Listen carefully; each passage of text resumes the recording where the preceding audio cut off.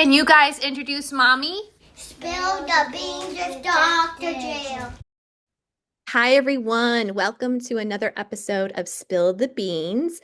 Today, I have an educator that is not in higher ed and want to give her an opportunity to introduce herself and a little bit about her background.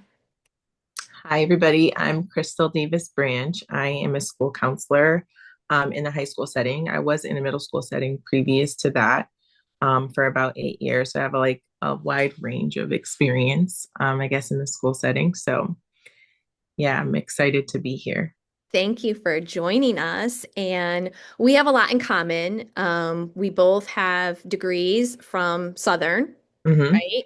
Yeah. We both have children. We both are parents, mothers, we have lots of intersection.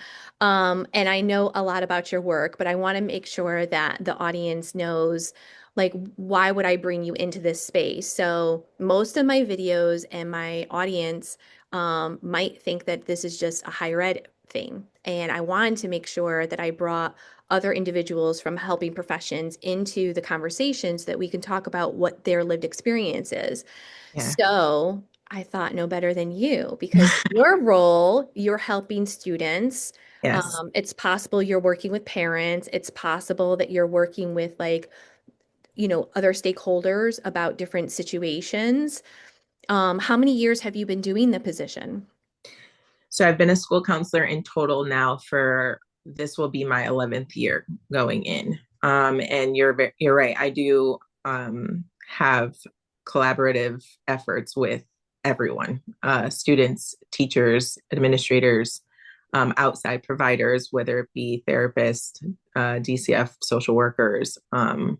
So we work with like a multitude of people and have to collaborate with everyone on everything. And your students are typically what ages? Well, like I said before, I was in the middle school, so I guess that would be roughly around 11 to 13. And now I'm in high school, so I'm 13 to 18. Right. So these are minors, right? So Mhm. you also have to keep in mind that like what we have in higher ed is FERPA, and Yeah, that is a little different when you're yeah, talking about minors, right? And yeah. so sometimes you might have to talk to individuals that are part of the problem or contributing to the problem, and that might add another level to what I'm assuming you experience. Absolutely. Yeah. So one of the things that I was talking about before we started the call was that it looks like you have a really strong supportive system. Tell me, how many other school counselors are there? How many support staff do you typically work with? Specific in my department, there's 7 school counselors. And then on top of that, we have 2 behavioral specialists in our school, and then 2 school psychs. That's amazing. I mean, is that typical for, I mean, your institute, like your organization's pretty large, right? I would say yes, it's pretty large. We have about roughly to 185 kids on our caseload, Wow. to 200, which, for a school counseling position can range depending on where you are from what we have to even up to 300 kids per caseload. So yes, we do have a big network of people that we can work with. That's amazing. I'm glad that you get that support. Not every school district does. And I'm sure that if you had a magic wand, you would want more staff to support you. But this Absolutely. is probably not a lot. I also made some inferences from the workshops I have done with K through 12, and I've heard a couple things. One, nothing truly prepared them for the kind of social working beyond the classroom that you would have to do in this day and age. Would you agree with that statement?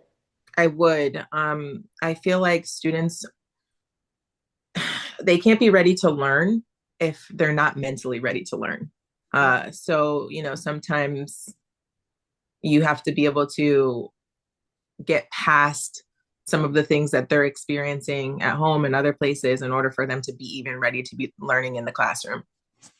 It's like Maslow's hierarchy of needs. If your stomach is hungry, you can't absorb information. If you're Mhm. cold and you don't have a coat, then you can't get to school, right? It's Exactly. like all those big picture things. When you did your education, even when you did like your internship and your field experience and all of that, did anyone ever talk to you about vicarious trauma specifically or self-care maybe?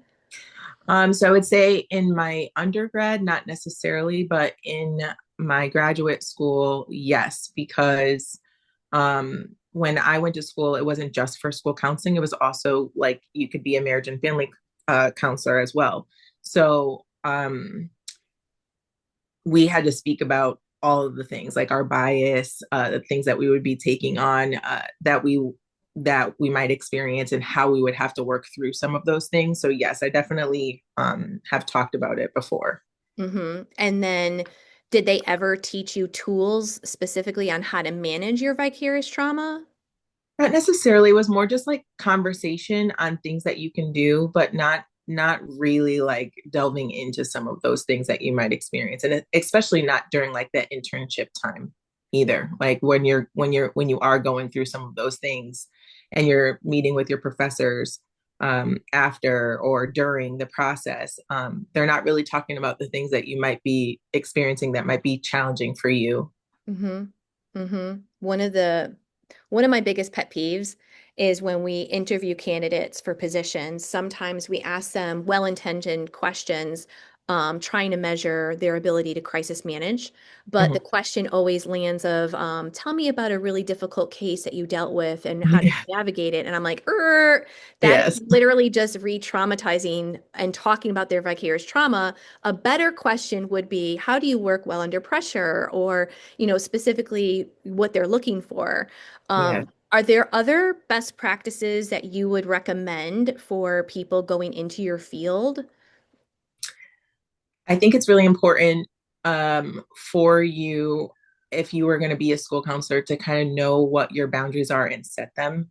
Oh, And also to, have those conversations with your coworkers, mhm. with your significant others at home, like being able to say, like, I had a really hard day. I had to take something with me today. Like, I need a little bit of space. Can you take over the kids for me for a little bit or whatever, so that I don't also like put what I was experiencing onto someone else Mm-hmm. for the day. So really it's like talking, being mindful of what you are experiencing and how you're experiencing those things, and then putting those boundaries in place, I think are going to be really important, so that the burnout that you experience is limited, and Mm. all of that stuff.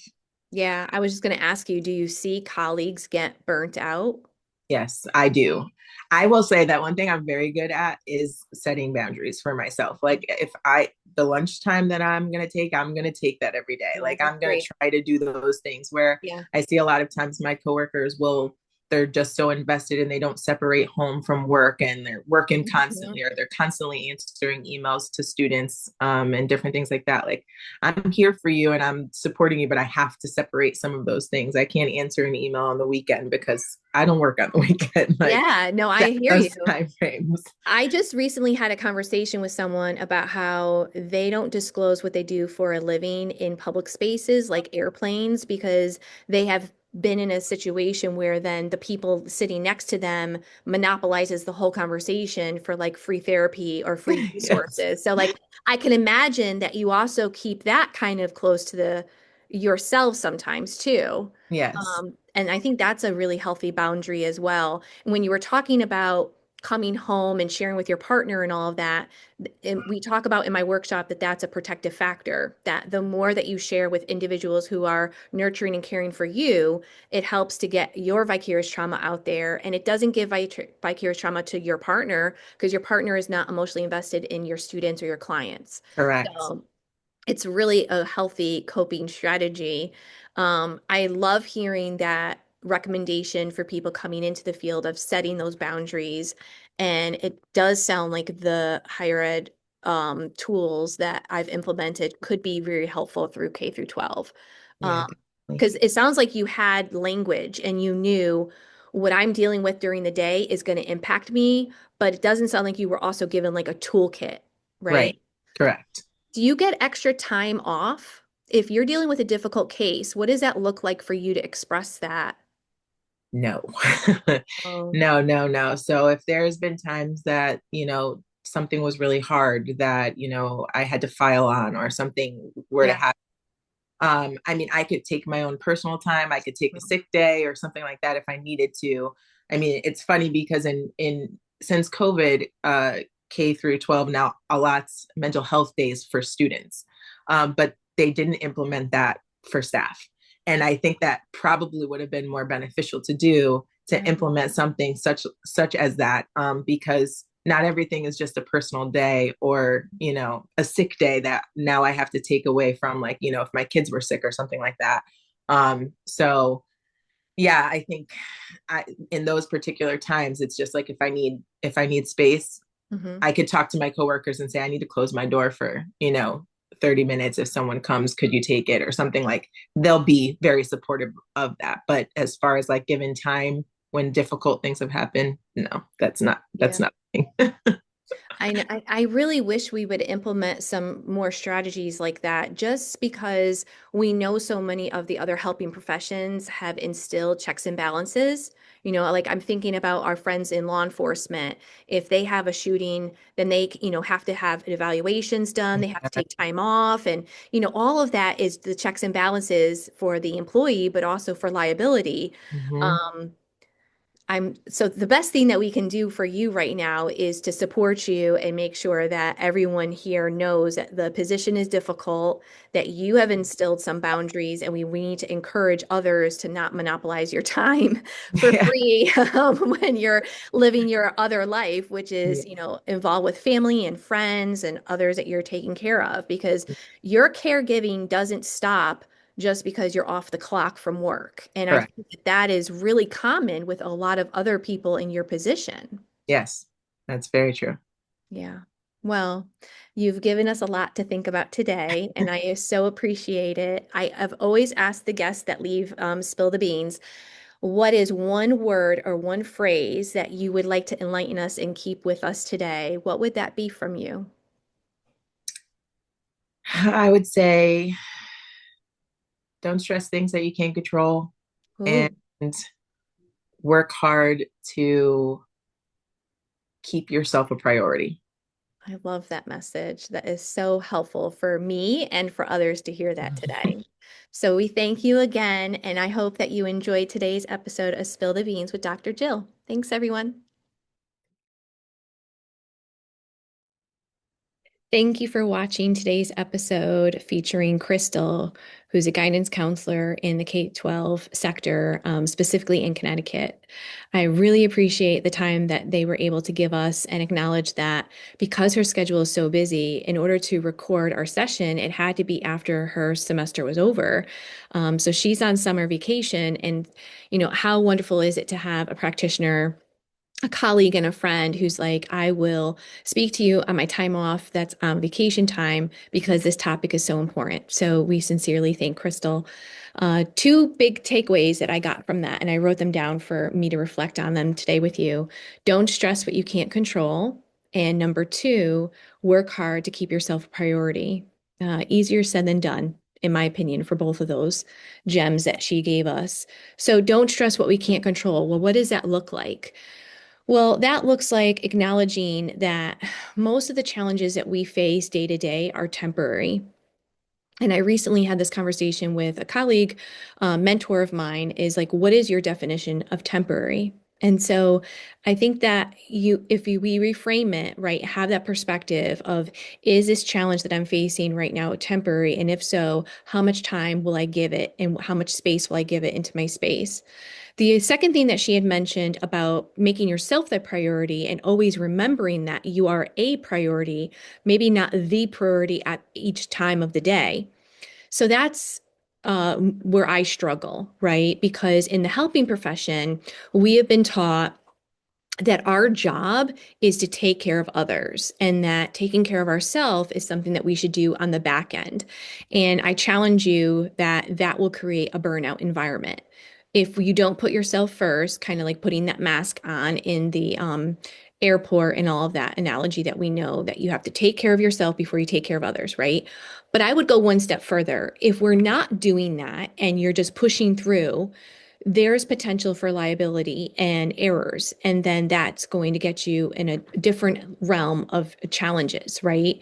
So if you're having a hard time putting yourself first because of the philosophy, at least remember that little like law person in the back of your head that's saying we can get in trouble if we don't take a break because we can make mistakes and we don't want that either. So, different perspective to reshape the conversation. So thankful for all of our friends in the K through 12 as educators in the self-care world. We need to do a better job at putting ourselves first. Thank you for listening. Bye-bye.